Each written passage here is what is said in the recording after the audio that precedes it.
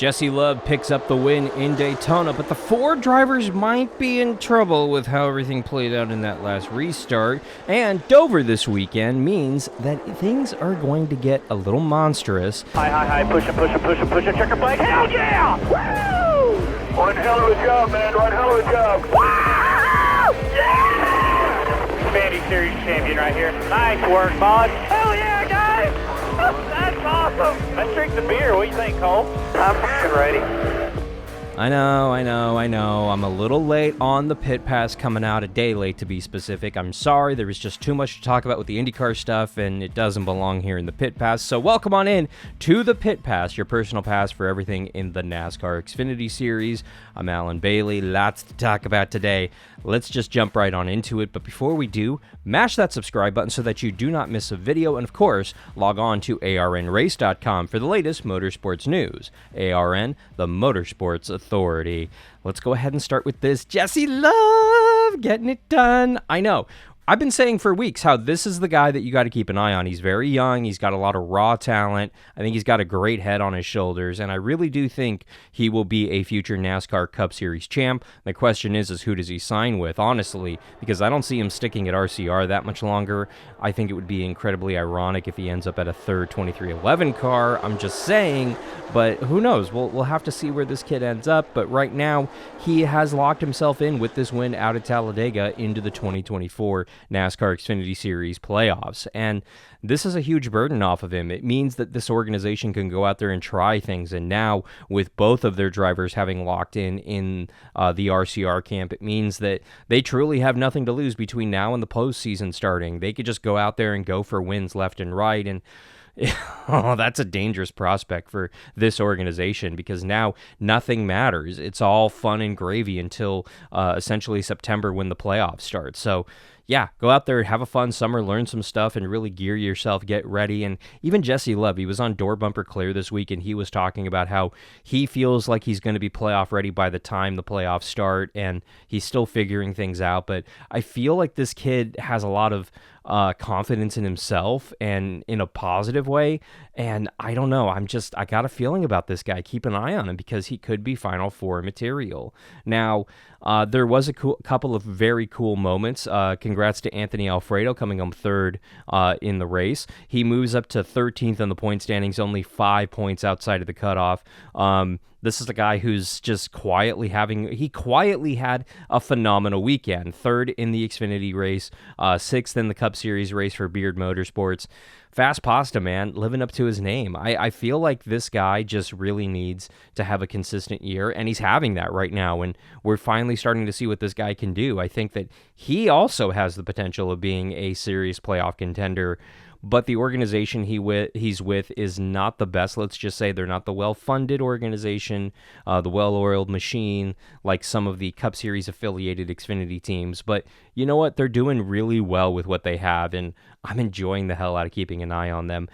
Sheldon Creed, he comes home sixth out at Talladega, moves up to 11th in the point standings, only 12 points to the good right now in the playoffs. I'm starting to worry about this guy, really, because listen, he couldn't get a victory in that 2-car for RCR, just couldn't get it done. And Jesse Love does it in not even half a season, not even a third of the way into the season, gets it done. So yeah, I'm worried about Creed. I'm starting to look at him going, what's going on, Sheldon?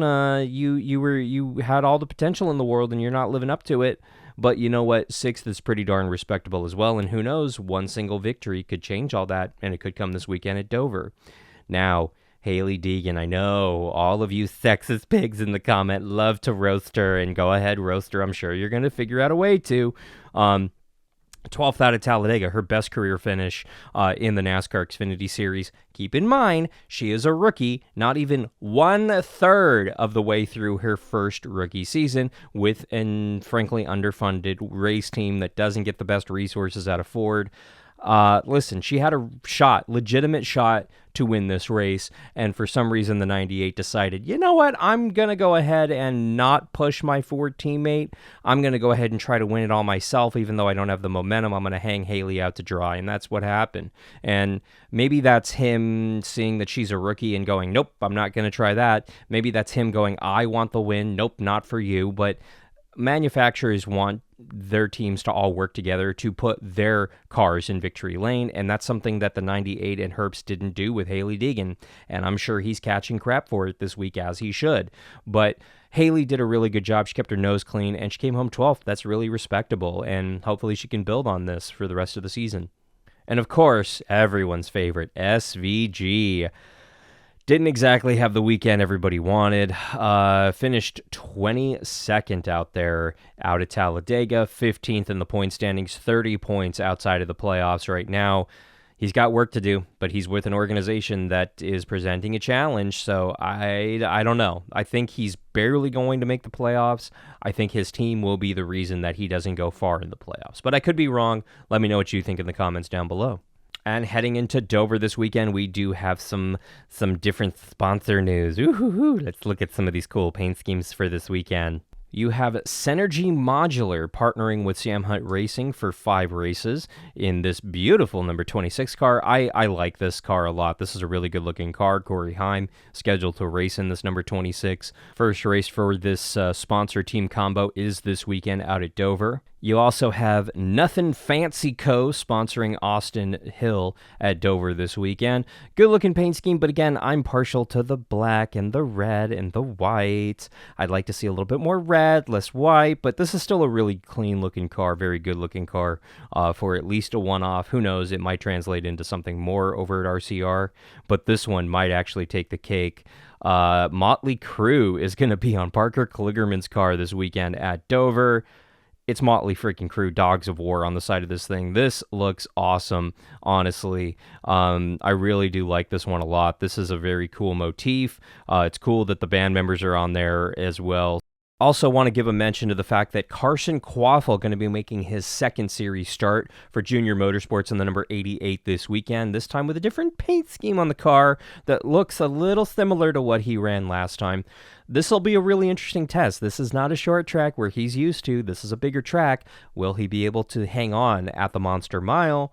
We'll have to wait and see. Speaking of Dover this weekend, it's coming at you Saturday at 1:30 p.m. Eastern on FS1.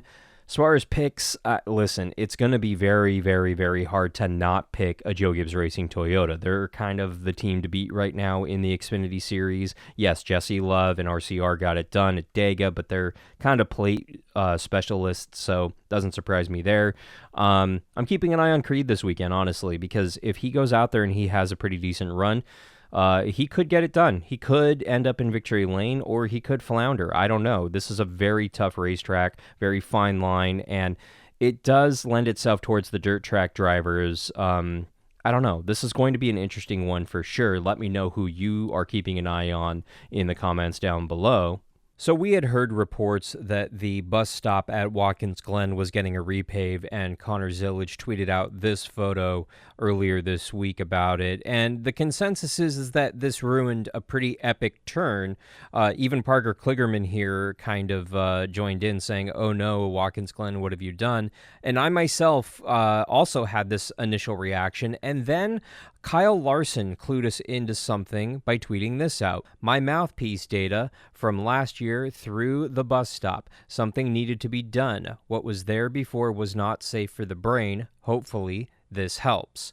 Full stop right here. If doctors are saying that this corner is unhealthy for the human body, I 100% understand and agree with any changes that need to be made to make it be safe for humans again. Because here's the thing, we don't want our drivers to have traumatic brain injuries decades from now and have memory issues and brain cognitive issues decades down the road after they retire. Yes, it was so cool. We saw some great moments through that bus stop.